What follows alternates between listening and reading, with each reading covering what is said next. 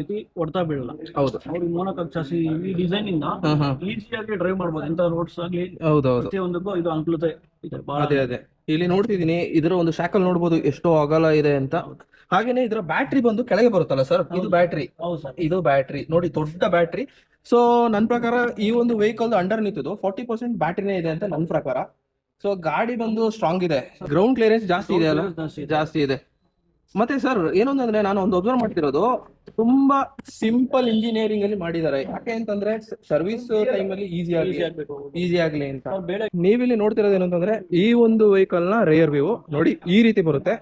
ನೀವಿಲ್ಲಿ ನೋಡ್ತಿರ್ಬೋದು, ಇದರ ಒಂದು ಟೈಲ್ ಲ್ಯಾಂಪ್ ನೋಡ್ತಿರ್ಬೋದು, ಕಂಪ್ಲೀಟ್ಲಿ LED ಆಗಿರುತ್ತೆ. ಇಲ್ಲಿ ಬಂದು ರಿವರ್ಸ್ ಲೈಟ್ ಬರುತ್ತೆ, ಇಲ್ಲಿ ಬಂದು ಸ್ಟಾಪ್ ಲೈಟ್ ಬರುತ್ತೆ, ಪ್ಲಸ್ ರಿಫ್ಲೆಕ್ಟರ್ ಬರುತ್ತೆ. ಸೊ ಆ ಕಡೆನೂ ಅದೇ ರೀತಿ ಇದೆ. ಹಿಂದ್ಗಡೆ ನಿಮಗೆ ಏನು ಅಂತಂದ್ರೆ, ಇದರ ಒಂದು ಮೋಟರ್ ಕಾಣ್ತಿರ್ಬೋದು. ಇದು ಬಂದು ಈ ಒಂದು ವೆಹಿಕಲ್ ನ ಹೃದಯ ಭಾಗ ಮೋಟರ್. ಸರ್ ಯಾವ ಮೋಟರ್ ಸರ್ ಅದಕ್ಕಿರೋದು? ಪರ್ಮನೆಂಟ್ ಮ್ಯಾಗ್ನೆಟಿಕ್ ಮೋಟರ್ ಇದು. ಓಕೆ. ಇದು ಬಂದು ನಿಮ್ಗೆ 9, ಇದು ಬ್ಯಾಟ್ರಿ ಬಂದು 9 ಕಿಲೋವಾಟ್ ಬ್ಯಾಟ್ರಿ ಬರುತ್ತೆ. ಓಕೆ. ಅದು ರನ್ 146 ಕಿಲೋಮೀಟರ್ ರೇಂಜ್ ವರೆಗೂ ಕೊಡಬೇಕು ಅಂದ್ಬಿಟ್ಟು ಲಿಥಿಯಂ ಅಯಾನ್ ಬ್ಯಾಟ್ರಿನೇ ಕೊಟ್ಟಿದ್ದಾರೆ. ಓಕೆ. ಮೋಟರ್ ಬಂದು ನಿಮ್ಗೆ 50,000 ಕಿಲೋಮೀಟರ್ ಏನು ಆಗಲ್ಲ. ಆಮೇಲೆ ಕಂಪನಿಯಿಂದ ನಿಮ್ಗೆ ಮೋಟರ್ ಆಗಲಿ ಬ್ಯಾಟ್ರಿ ಆಗಲಿ 1.5 lac kilometre 1.5 lakh kilometre warranty ಕೊಟ್ಟಿದ್ದಾರೆ. 1.5 ಲಕ್ಷ ಕಿಲೋಮೀಟರ್